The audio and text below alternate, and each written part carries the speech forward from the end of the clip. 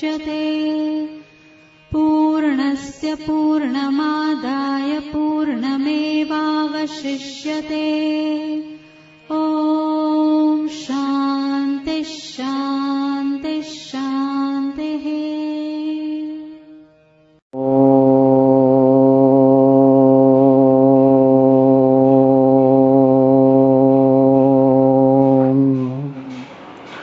भद्रं कर्णेभिः शृणुयाम देवाः भद्रं पश्येमाक्षभिर्यजत्राः स्थिरैरङ्गैस्तुष्टुवागुंशस्तनूभिर्व्यसेम देवहितं जदायुः स्वस्ति न इन्द्रो वृद्धश्रवाः स्वस्ति नः पूषा विश्ववेदाः स्वस्ति नस्तार्क्ष्यो अरिष्टनेमिः स्वस्ति नो बृहस्पतिर्दधातु। ॐ शान्ति शान्ति शान्तिः। शङ्करं शङ्कराचार्यं केशवं बादरायणं सूत्रभाष्य कृतो वन्दे भगवन्तो पुनः पुनः। ईश्वरो गुरुरात्मेति मूर्तिभेद व्योमवद्व्याप्तदेहाय दक्षिणामूर्तये नमः।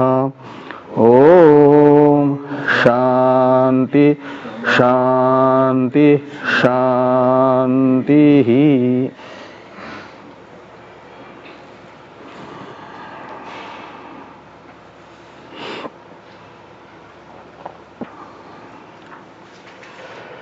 अथर्ववेदीय मंत्र भाग की मुंडक उपनिषद के द्वितीय मुंडक के द्वितीय खंड का विचार हम लोग कर रहे हैं।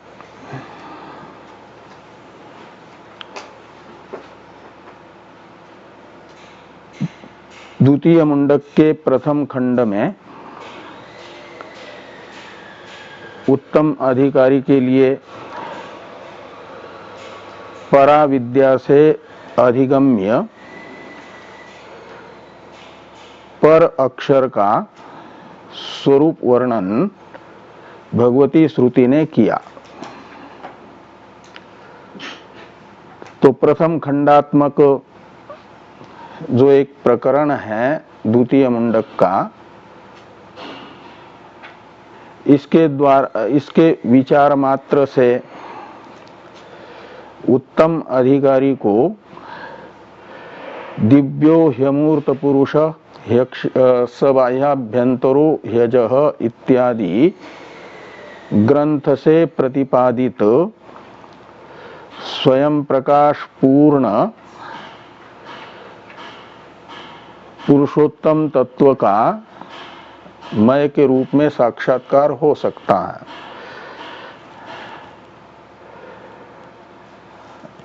लेकिन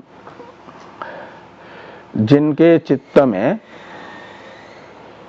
श्रवण मात्र से अहम ब्रह्मास्मि इत्याकारक साक्षात्कार की प्राप्ति के प्रतिबंधक दोष विद्यमान है, उन्हें इस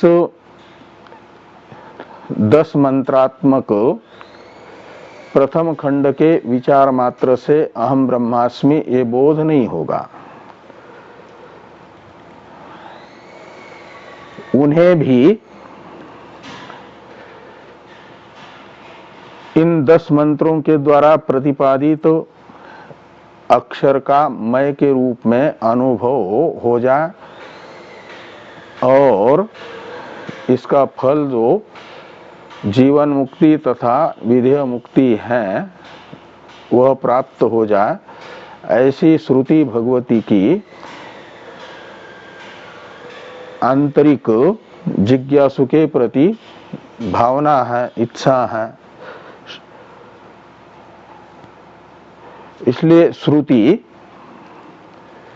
जिन जिज्ञासुओं को नहीं हुआ ब्रह्मबोध, उन जिज्ञासुओं को भी उनके चित्त में विद्यमान ब्रह्मबोध के उत्पत्ति में प्रतिबंधक दोषों के निवर्तक साधन को बता रही है। इसीलिए द्वितीय खंड का प्रारंभ है। तो जिज्ञासुओं ने एक प्रश्न किया कि जो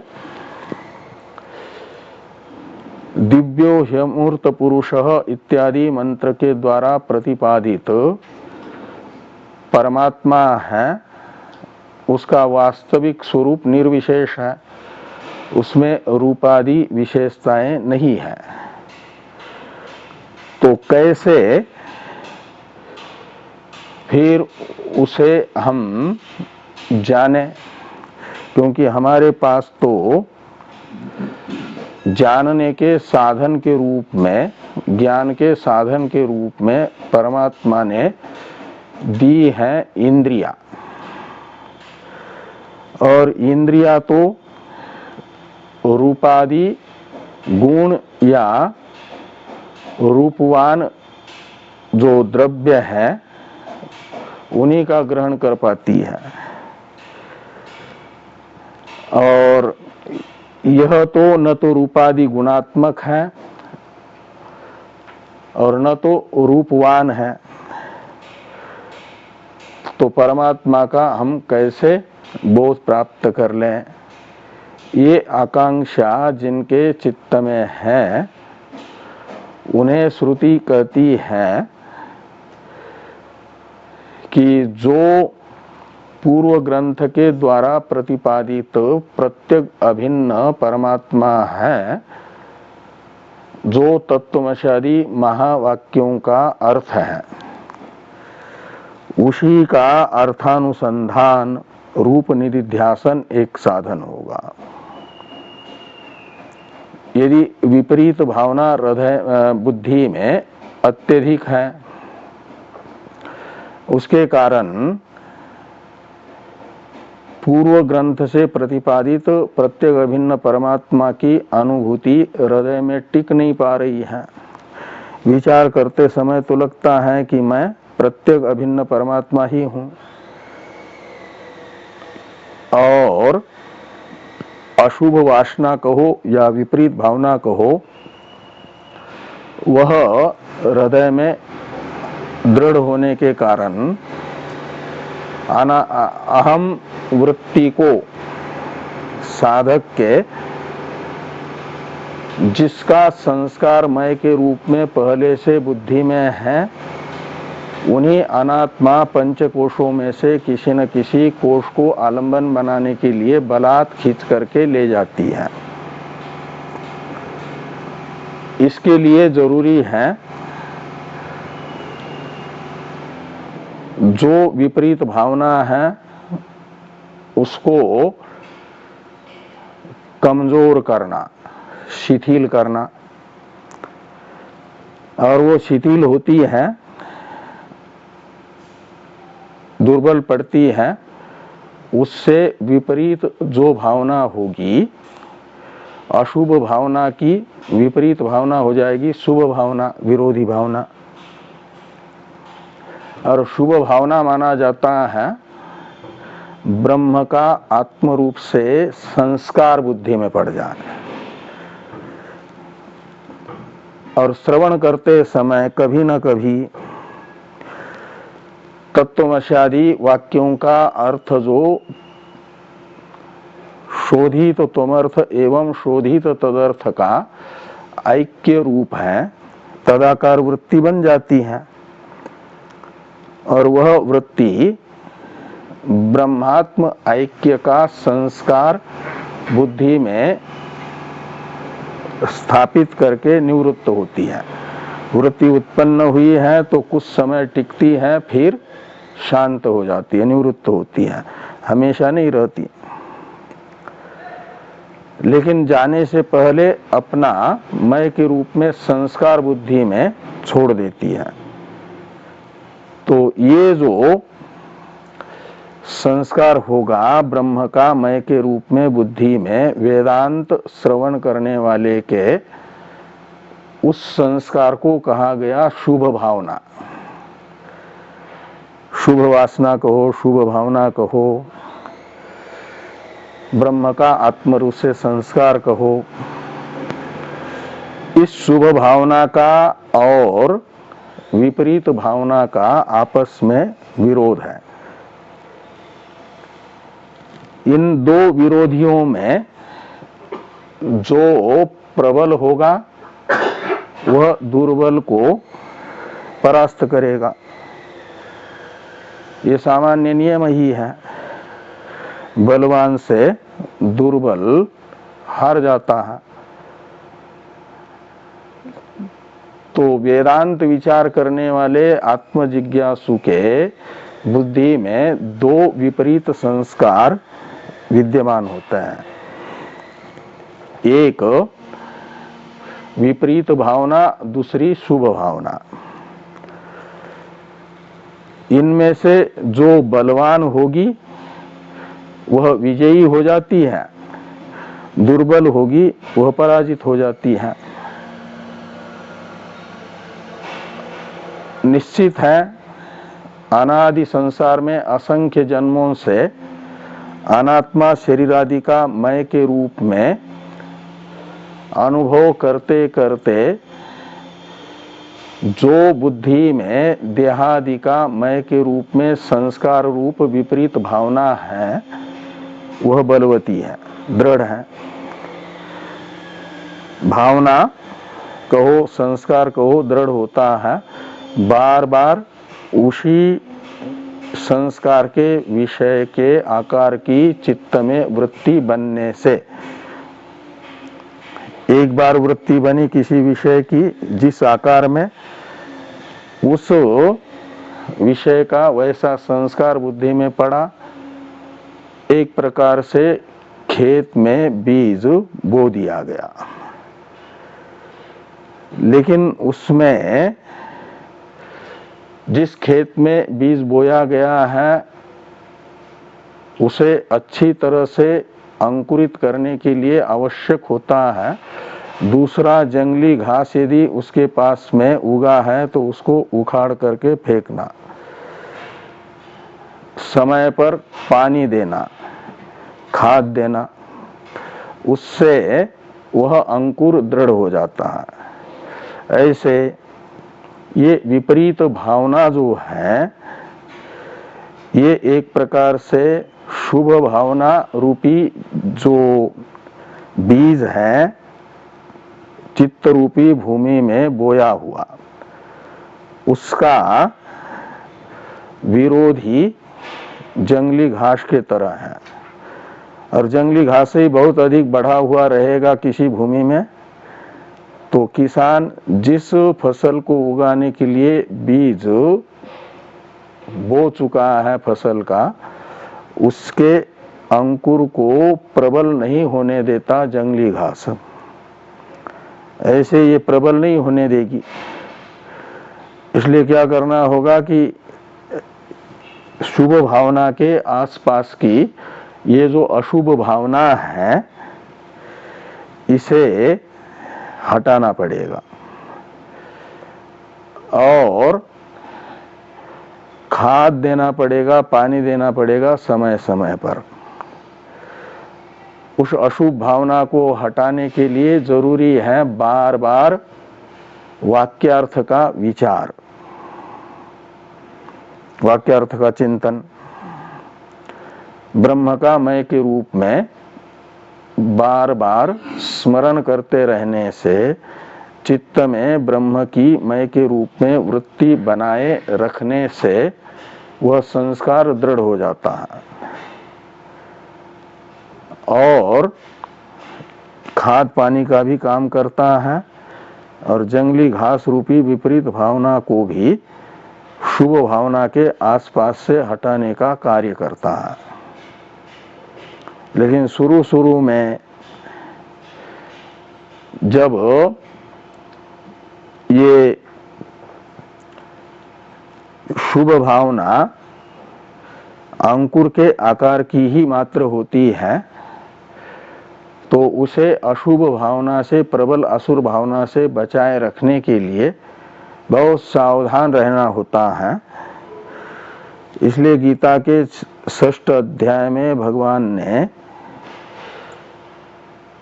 जो ध्यान योग बताया है वह ध्यान ही एक प्रकार से यहाँ का निधिध्यासन है। और ये कहा कि धैर्य पूर्वक क्या करे, पहले शनै शनैर उपरमेत बुद्धिया धृति गृहीतया आत्मसंस्थम मनः कृत्वा न किंचित अपि चिंतयेत, कि धीरे धीरे धीरे अनात्मा पंचकोशों में से अपनी अहम वृत्ति को हटा दे और जहां अहम वृत्ति का उदय हो रहा है वहीं पर तो अहम वृत्ति बनेगी बुद्धि में और विपरीत भावना भी वहीं पर विद्यमान है। वह विपरीत भावना अहम वृत्ति को बलात् खींच करके अपने विषयभूत पंचकोशों से ले जाने के लिए तैयार बैठी रहती है। तो वहां सावधानी की जरूरत होती है साधक को। वहां क्या करें तो विपरीत भावना के चंगुल में फंसने से अपनी अहम वृत्ति को सावधानी से बचा दे और उस अहम वृत्ति को ले जा करके आत्म स्वरूप में स्थापित कर दे। उसके लिए सहायता किसकी ले तो बुद्धि से सहायता लेनी है। और कैसी बुद्धि से तो धृत्या गृहीतया बुद्धिया, ये लिखा है ना, आत्मन्नेव वशम नयेत बुद्धिया धृति गृहीतया।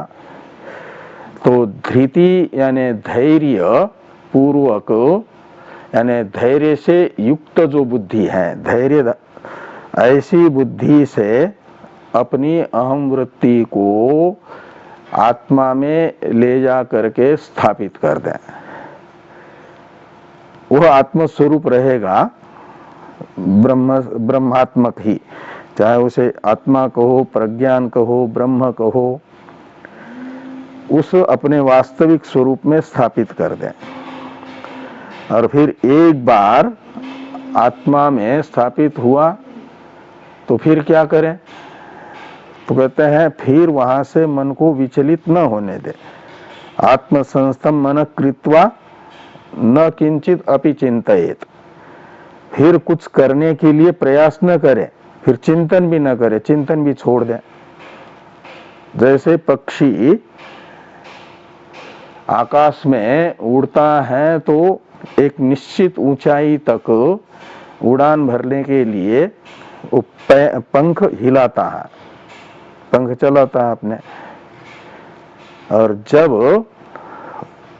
वो उड़ान उसकी पूरी हुई तो पंखों को भी स्थिर रखता है आकाश में, ऐसे ही चलता रहता है।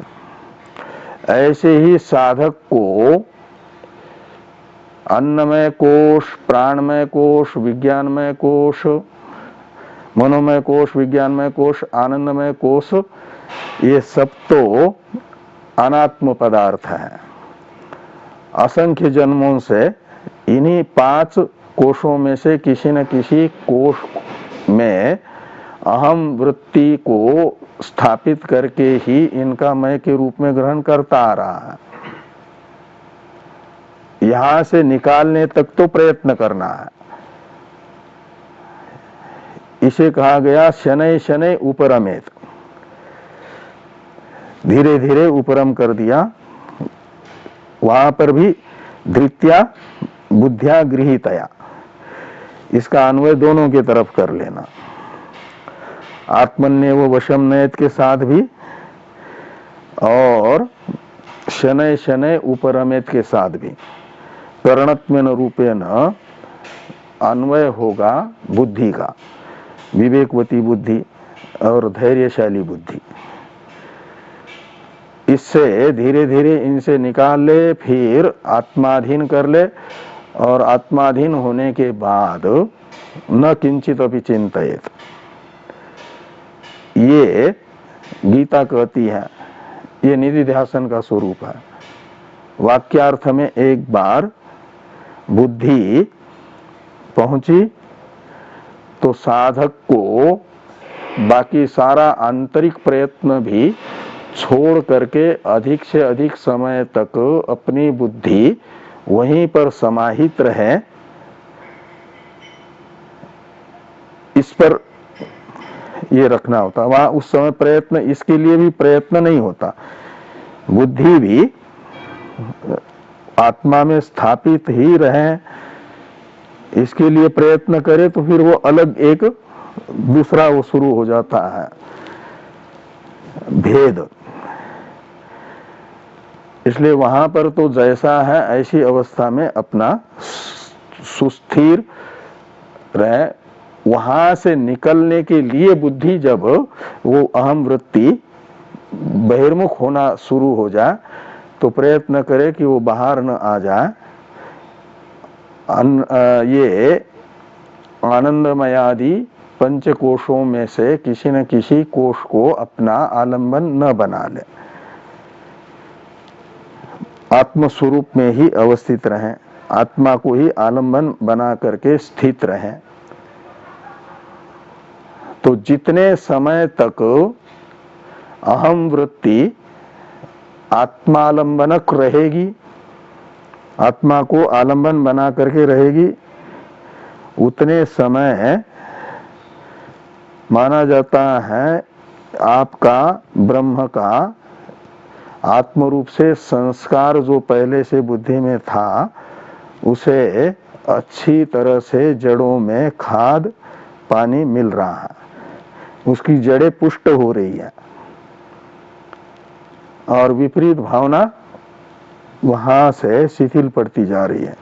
विपरीत भावना की जड़ें हिल रही है और इसकी शुभ भावना की जड़ें मजबूत होती जा रही है बुद्धि में। जितने अधिक से अधिक समय तक हमारा अहम प्रत्यय आत्माकार ही रहेगा, उतने समय तक ये शुभ भावना दृढ़ होती जाती है।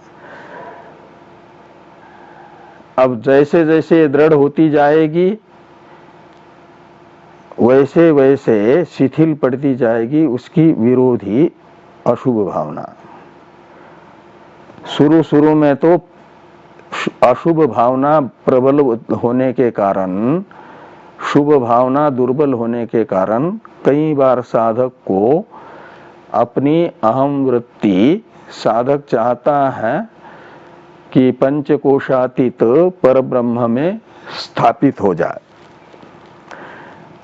लेकिन कई बार वो अशुभ जो संस्कार हैं, विपरीत भावना है, वह आपकी अहम वृत्ति को निकाल करके आपके चंगुल से हटा करके स्वयं के चंगुल में ले लेती है और पंचकोशों में से ही किसी न किसी कोश को आलंबन बनाने के लिए मजबूर कर देती है। जैसे सीता का अपहरण रावण ने किया था, ऐसे रावण स्थानीय ही है एक प्रकार से विपरीत भावना, अशुभ संस्कार, और सीता स्थानीय है हमारी प्रारंभिक शुभ भावना। मैं के रूप में ब्रह्म का संस्कार, ये सीता स्थानीय है। तो सीता का अपहरण जैसे रावण ने किया और अपने लंका में ले जा करके उसे स्थापित कर दिया। ऐसे ही शुरू शुरू में हमारी अहम वृत्ति का अपहरण कर लेती है ये अशुभ भावना, अशुभ संस्कार। इसके लिए यहाँ पर आविः सन्निहितं गुहाचरन नाम यह वाक्य बता रहा है कि हमें आविः शब्दित जो निर्विकार निर्विशेष चेतन है, प्रकाश चेतन, चित प्रकाश, और वह चित प्रकाश कैसा है? तो सन्निहित है, यानी सम्यक स्थित है। और कहाँ पर है? तो प्राणी मात्र के हृदय गुहा में वह चरति, विचरण कर रहा है।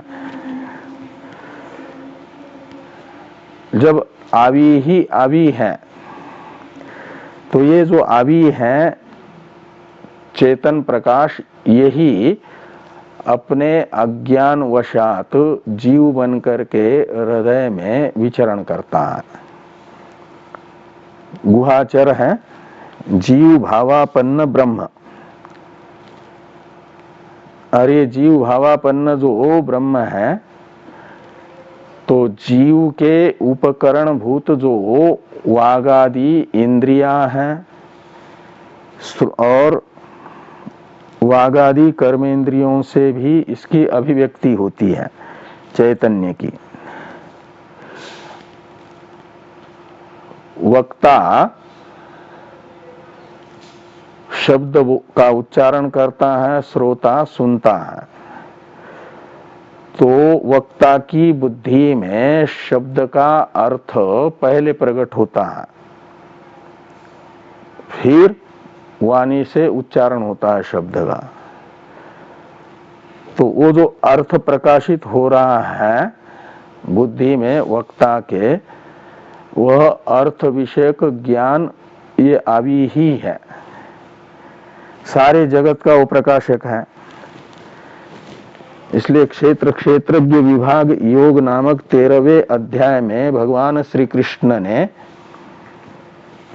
आकाशस्थ रवि का दृष्टांत दे करके ये बताया ना कि जैसे आकाश में स्थित एक सूर्य समस्त जगत का अवभासक है, ऐसे एक ही अवि, अवि यानी प्रकाश चेतन, सारे जगत का प्रकाशक है। सारा जगत क्षेत्र स्थानीय है। इसलिए शब्दों का जो अर्थ है, वह अर्थ का ज्ञान कैसा है? अर्थ ज्ञान है एक प्रकार से ये आदि का ही स्वरूप, वागादि इंद्रियों के द्वारा अभिव्यक्त हुआ। दर्शन और रूपादि का ज्ञान चक्षुरादि इंद्रियों के द्वारा अभिव्यक्त एक प्रकार से अभी ही है। चक्षुरादि इंद्रियों का रूपादि के साथ संसर्ग होने के बाद रूपाद्याकार वृत्ति बनती है। वह वृत्ति तो जड़ अंतःकरण की होने के कारण वो प्रकाश नहीं है, वह वृत्ति स्वयं भी भाषित हो रही है, और जिससे वह वृत्ति भाषित हो रही है वह है वास्तविक आदि पदार्थ। उस वृत्ति को प्रकाशित करने वाले आदि से ही प्रकाश मिलता है और अपने विषय को प्रकाशित करने का सामर्थ्य भी मिलता है। तो केन मंत्र ने बताया है, यद वाचोह वाचम इत्यादि में, ये यद वाचा अनभ्युदितम येन वाग अभ्युद्यते तदेव ब्रह्म। ऐसे यन मनसा न मनुते येन आहुर मनोमतम तदेव ब्रह्म। और वो ब्रह्म कौन है? तो त्वम, जिसका शब्द से प्रकाश नहीं होता, अपितु शब्द जिससे अपने अर्थ को प्रकाशित करने का सामर्थ्य प्राप्त कर रहा है, वह ब्रह्म है। जो मन का अविषय है और मन में अपने विषयों को प्रकाशित करने का सामर्थ्य जो प्रदान कर रहा है, वह ब्रह्म है। और वो ब्रह्म कोई हमसे अलग नहीं। आचार्य ने कहा शिष्यों को कि तदेव ब्रह्म त्वम, वो ब्रह्म तुम हो, केनोपनिषद में। उस ब्रह्म को कहा गया वागादि के द्वारा अभिव्यक्त हुआ आदि यहां पर। और वही क्या है, तो गुहाचरम, तो वागादि से अभिव्यक्त हुआ आदि वह प्राणी मात्र के हृदय में स्थित है, का मतलब प्रत्येगात्मा है, शोधित तोमर्थ है। और उस शोधित तोमर्थ का और शोधित तदर्थ का आपस में ऐक्य, समानाधिकरण पदार्थ, ये जो प्रयोग है वो बता रहा है। गुहाचरम और आवी, ये दोनों समानाधिकरण प्रयोग है ना यहाँ पर। इससे हो जाएगा दोनों का ऐक्य। और इन दोनों के ऐक्य का ग्रहण बार बार करते रहना, ये है निधिध्यासन। और इस निधिध्यासन से क्या होगा, अहम ब्रह्मास्मि साक्षात्कार की उत्पत्ति में प्रतिबंधक जो दोष है, विपरीत भावना कहो, अशुभ संस्कार कहो, वह अशुभ संस्कार शिथिल पड़ जाएगा। जो प्रबल था अशुभ संस्कार, वह दुर्बल हो जाएगा। और समूल वासना की आत्यंतिक निवृत्ति तो ज्ञान से होती है, लेकिन जो स्थूल स्वरूप और सूक्ष्म तथा सूक्ष्मतर स्वरूप है ना, वह समाप्त हो जाता है इस निधिध्यासन से। इसलिए कहा गया, टीका में भी टीकाकार ने कहा है कि वाक्यार्थस्यैव पुनः पुनर्भावना, ये निधिध्यासन है। इस भावना को साधक निरंतर बनाए रखें, इसी को बार बार इसी का आवर्तन करते रहें, तो चित्तगत विपरीत भावना नाम का दोष समाप्त होता है। और जिसके चित्त में विपरीत भावना तो कमजोर है, लेकिन वेदांत शास्त्र तथा प्रत्यक्षादि लौकिक प्रमाण, ये जो 6 प्रमाण हैं वेदांत ने माने हुए, प्रत्यक्ष, अनुमान, उपमान, अर्थापत्ति, अनुपलब्धि और शब्द, इनमें से 5 प्रमाणों को माना जाता है लौकिक प्रमाण, व्यावहारिक प्रमाण। और वेदांत को कहा जाता है तत्वावेदक प्रमाण। शब्द प्रमाण के भी अवान्तर 2 भेद हैं। व्यावहारिक पदार्थों को बताने वाला शब्द प्रमाण व्यावहारिक कोटि में ही जाता है, और जो परमात्मा है वह अलौकिक है, और उसे बताने वाला परमार्थ सत्ता वाले प्रत्येक अभिन्न चैतन्य को बताने वाला जो प्रमाण, वो है वेदांत, वो है तत्वावेदक प्रमाण। इन व्यावहारिक प्रमाणों में प्रामाण्य है, लेकिन व्यवहार अवस्था में है। व्यावहारिक प्रामाण्य है, पारमार्थिक प्रामाण्य नहीं है। और वेदांत में ही पारमार्थिक प्रामाण्य है, तत्वावेदक प्रामाण्य है। तत्व कहा जाता है वास्तविक अर्थ को, पारमार्थिक अर्थ को। कोश में तत्व शब्द का प्रयोग किन अर्थों में होता है ये बताते हुए कहा गया कि तत्वम ब्रह्मणि याथार्थे। तत्व शब्द ब्रह्म के लिए आता है और याथार्थे यानी वस्तु के वास्तविक स्वरूप के लिए आता है।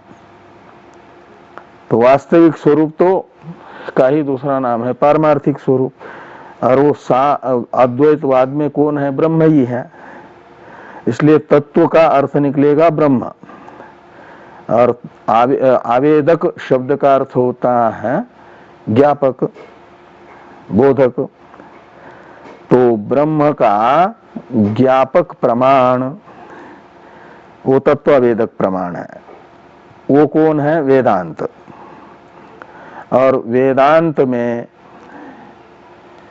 आस्तिक्य बुद्धि है, लेकिन वेदांत में जैसे आस्तिक्य बुद्धि है ऐसी ही आस्तिक्य बुद्धि व्यावहारिक प्रमाणों में भी है।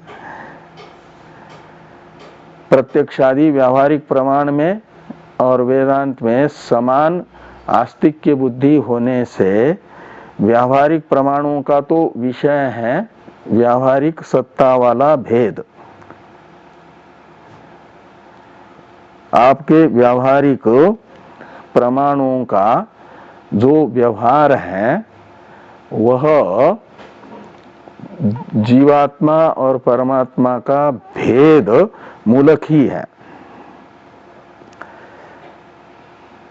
इसलिए ब्रह्म सूत्र के अध्यास भाष्य में भगवान भाष्यकार ने कहा अविद्यावद विषय ही प्रमाण प्रमेय व्यवहार है ये सब।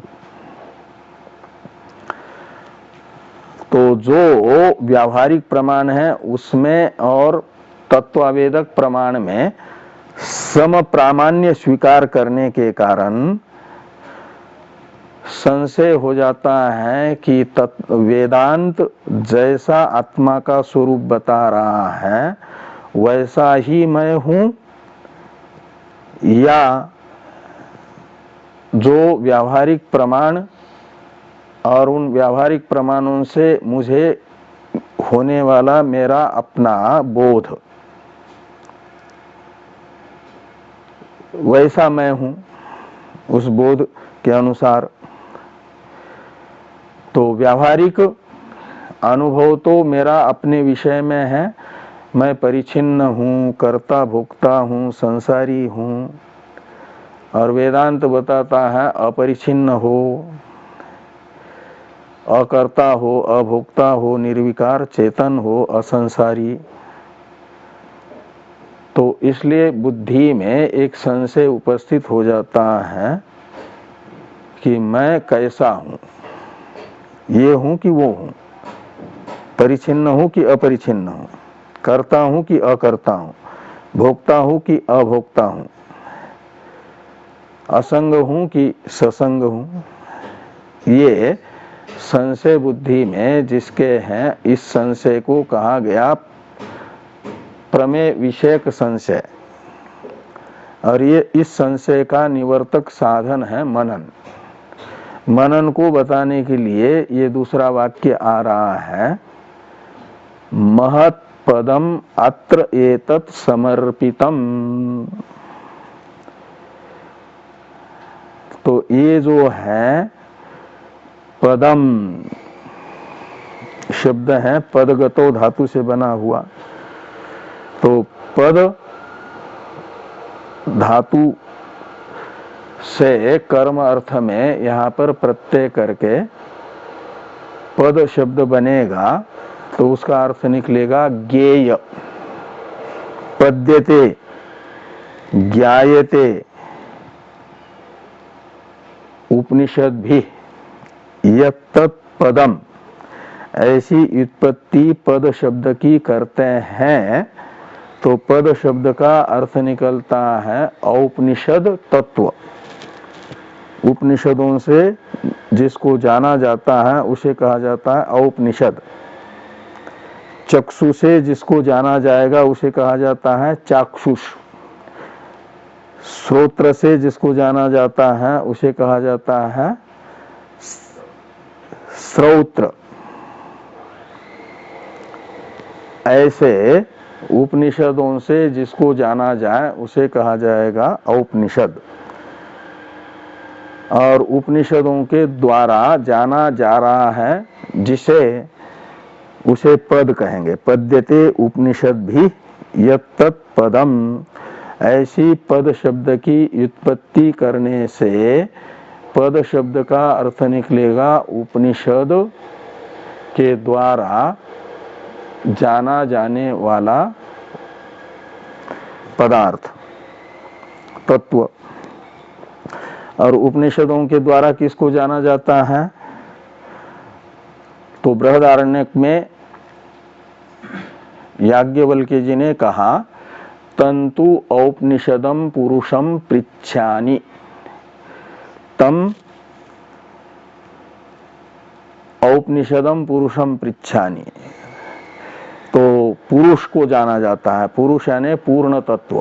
पूर्णत्वात् पुरुष, ऐसे पुरुष शब्द की उत्पत्ति करते हैं तो पुरुष शब्द का अर्थ निकलता है सजातीय विजातीय स्वगत भेद रहित, देश काल वस्तु से अपरिछिन्न, उसे कहा गया पुरुष। और तम पुरुष यानी वह प्रत्येक अभिन्न परमात्मा। और वो कैसा है? औपनिषद है, उपनिषदों से जाना जाता है। तो इसलिए यहाँ पद शब्द का अर्थ निकलेगा प्रत्येक अभिन्न चेतन, जिसे पूर्व वाक्य में आदि शब्द से कहा गया था। और वो कैसा है? आदि यानी पद, उपनिषदों से जिसको जाना जा रहा है वह तो कहते हैं महत है। और महत शब्द का अर्थ होता है महान। तो महान शब्द बता रहा है, उसमें महत्ता, औपनिषद तत्व में महत्ता बता रहा है। और महत्ता दो प्रकार की होती है, सापेक्ष महत्ता, निरपेक्ष महत्ता। तो सापेक्ष महत्ता के लिए महत् शब्द के पास कोई न कोई उपपद का प्रयोग होता है, लेकिन ऐसा कोई यहाँ उपपद है नहीं जो पद शब्दित परमात्मा में महत् शब्द जो महत्ता बता रहा है उसमें संकोच कर दें।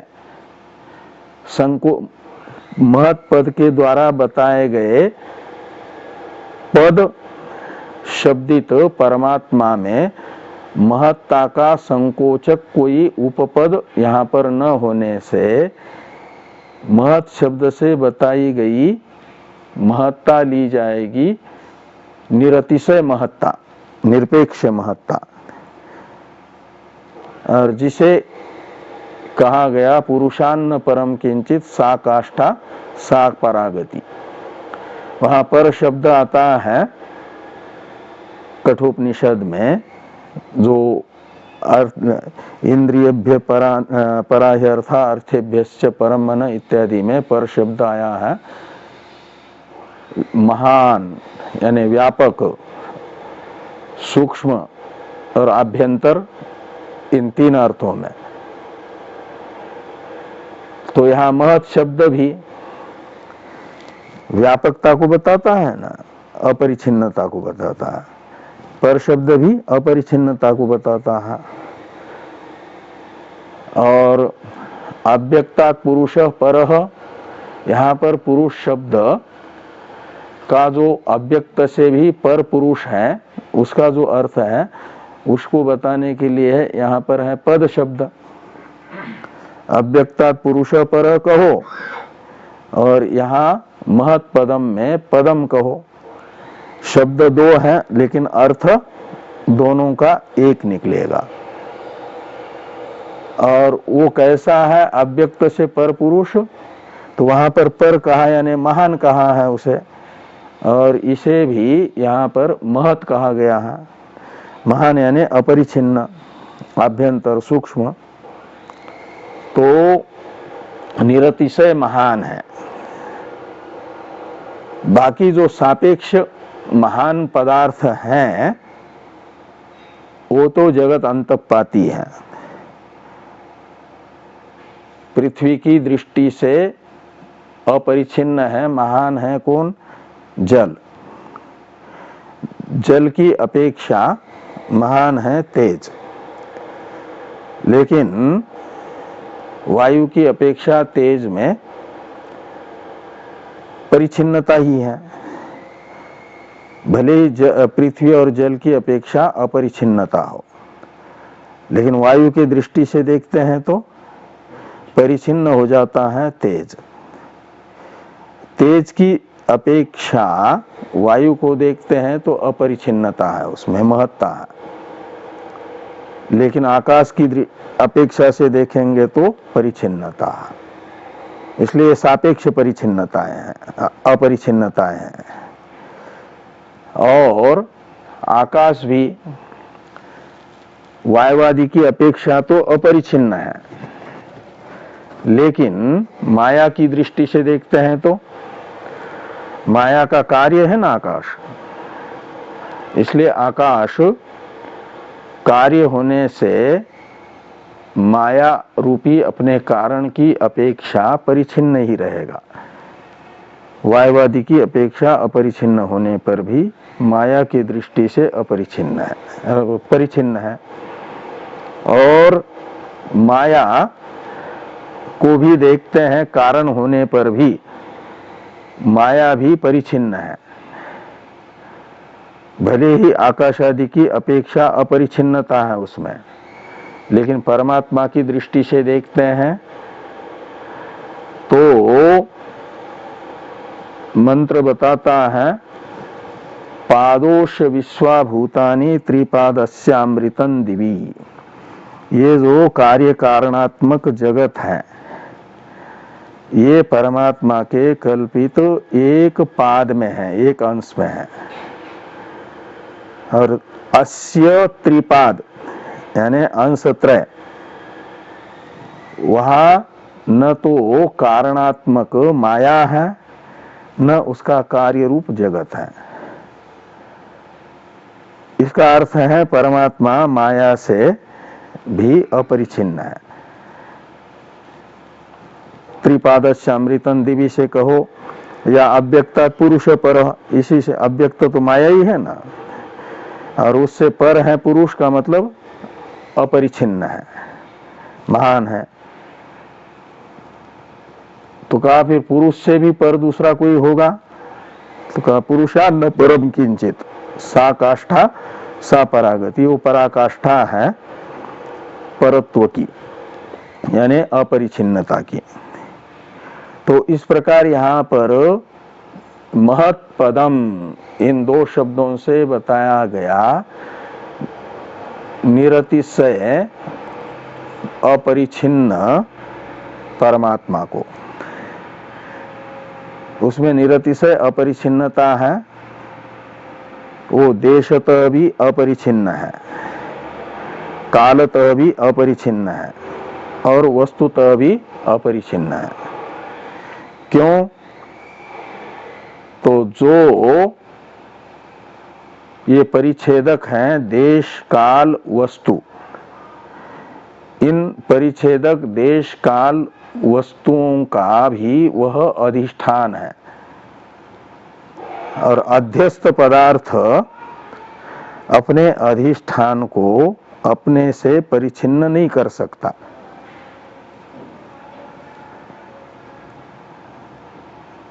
वो दूसरे अध्यस्त पदार्थ को भले ही परिच्छिन्न दिखा दे, लेकिन अपने अधिष्ठान को परिच्छिन्न नहीं कर सकता। तो वेदांत शास्त्र के अनुसार तो देश काल और वस्तु ये तीनों के तीनों महत पद शब्दित जो परमात्मा है उसमें अध्यस्त है, और परमात्मा इनका अधिष्ठान है। अतः जगत को परिच्छिन्न करने वाले ये जो परिच्छेदक देश काल वस्तु है, इससे परमात्मा अपरिच्छिन्न ही रहेगा। इसे दिखाने के लिए ये बताया जा रहा है कि अत्र एतत् समर्पितम। अत्र शब्द जो है परामर्शक है महत पदम का। पदम को निरतिशय महान क्यों कहा जा रहा है? तो कहते हैं इसलिए कि जितने भी जगत में एक दूसरे की अपेक्षा महत पदार्थ हैं, वे सब के सब इसी में अध्यस्त हैं, कल्पित हैं। तो अत्र शब्द बताएगा परमात्मा को ही, और एतत् शब्द का अर्थ है कार्य कारणात्मक जगत। और समर्पितम का अर्थ है अध्यस्तम, अध्यारोपितम। तो अत्र यानी अस्मिन् पद शब्दिते परमात्मनि एतत् समर्पितम का अर्थ निकलेगा ये सारा जगत अध्यस्त है, अध्यारोपित है। और महत पदम शब्दित परमात्मा इन सारे जगत का अधिष्ठान है।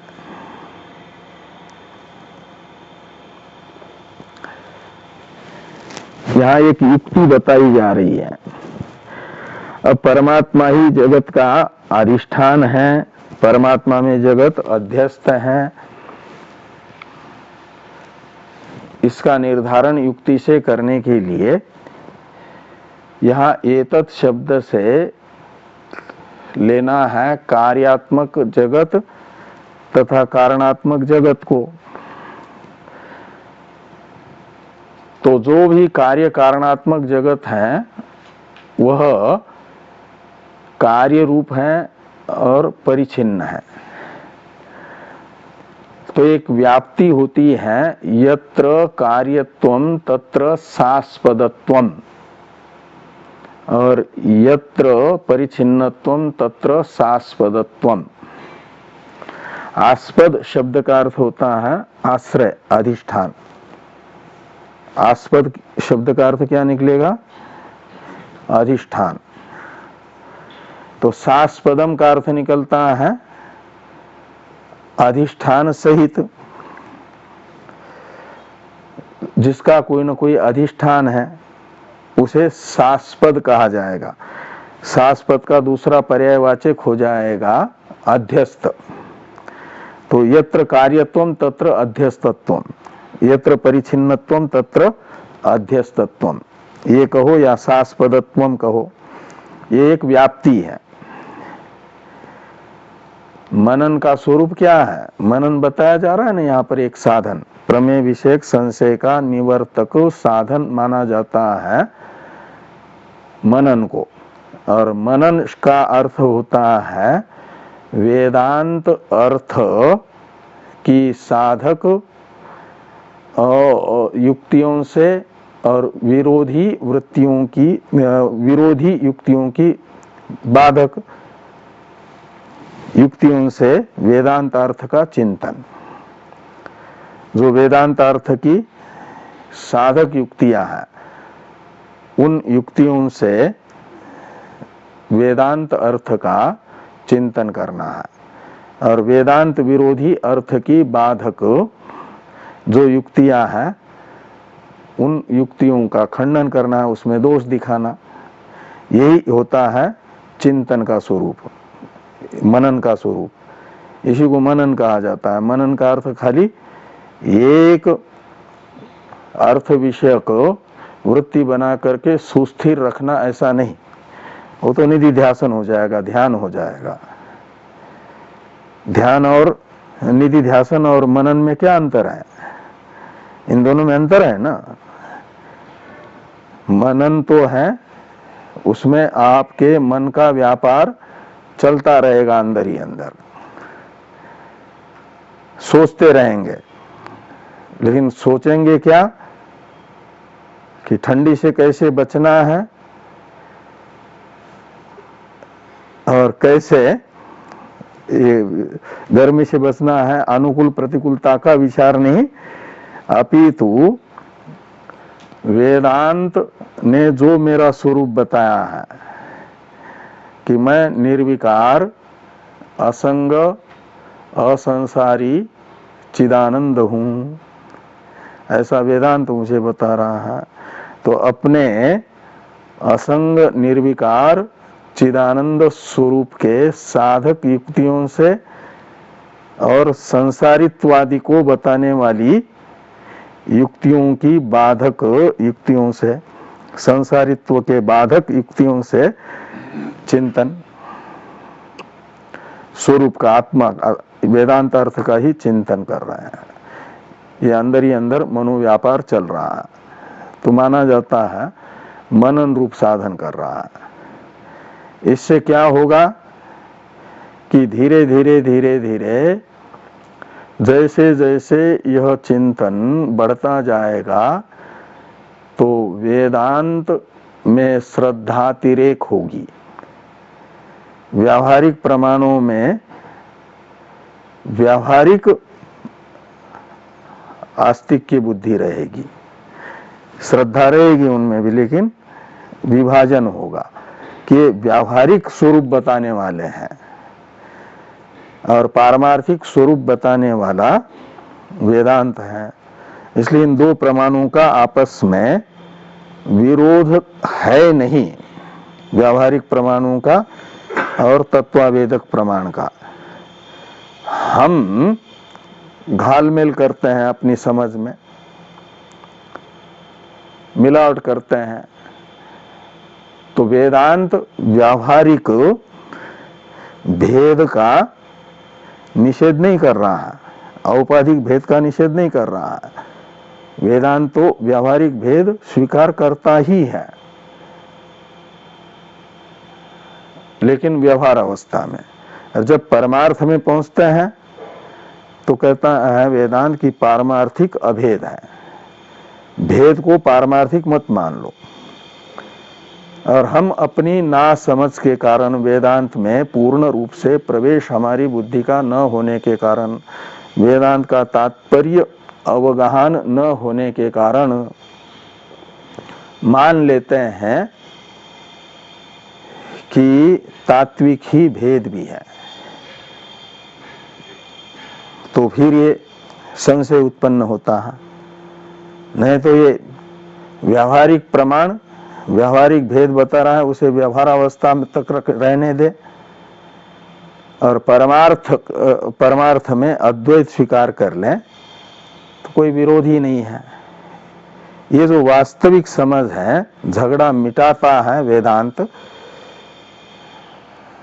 जो जहां है उसकी मर्यादा दिखाता है कि तुम यहां तक हो, यहां से आगे अतिक्रमण करोगे तो फिर झगड़ा उपस्थित होगा। तो इस प्रकार ये युक्तियों से वेदांत अर्थ का चिंतन दिखाने के लिए ये युक्ति यहां पर बताई गई। एक युक्ति कहते हैं तर्क को, तर्क का दूसरा नाम है अनुमान प्रमाण। तो यहां पर एक अनुमान बताया है, अत्र एतत् समर्पितम, इसके द्वारा एक अनुमान बताया गया कि एतत् शब्दित सारा जगत शाश्वत है। क्यों? तो कार्यत्वात् परिच्छिन्नत्वाच्च, घटादिवत। ये एक युक्ति है। इससे अत्र शब्दित जो परमात्मा है न, जगत का आस्पद, उसका निर्धारण होगा। व्यवहार में देखा जा रहा जो कार्य है वो शाश्वत है और जो परिच्छिन्न है वह भी शाश्वत है, यानी अधिष्ठान सहित है, उसका कोई न कोई आश्रय देखा गया है। तो जगत भी कार्य रूप होने के कारण साधिष्ठान होगा और परिच्छिन्न होने के कारण भी साधिष्ठान होगा। तो आकांक्षा होगी उसका अधिष्ठान कौन है जगत का, तो वो अधिष्ठान होगा महत्पदम शब्द से बताया गया परमात्मा। कितना बजा? तो इस प्रकार ये महत् पदम अत्र एतत् समर्पितम, इससे एक युक्ति बताई जा रही है। इस पर चर्चा हम लोग कल भी करेंगे। ओम भद्रं कर्णेभिः शृणुयाम देवाः, भद्रं पश्येमाक्षभिर्यजत्राः, स्थिरैरङ्गैस्तुष्टुवागुंशस्तनूभिर्व्यसेम देवहितं जदायुः। स्वस्ति न इन्द्रो वृद्धश्रवाः, स्वस्ति नः पूषा विश्ववेदाः, स्वस्ति नस्तार्क्ष्यो अरिष्टनेमिः, स्वस्ति नो बृहस्पतिर्दधातु। ओम शांति शांति शांति। शंकरं शंकराचार्यं केशवं बादरायणं सूत्रभाष्य तो पुनः पुनः ईश्वरो गुरुरात्मेति मूर्तिभेद विभागिने व्योमवद्व्याप्तदेहाय दक्षिणामूर्तये नमः। ओम शांति शांति शांति।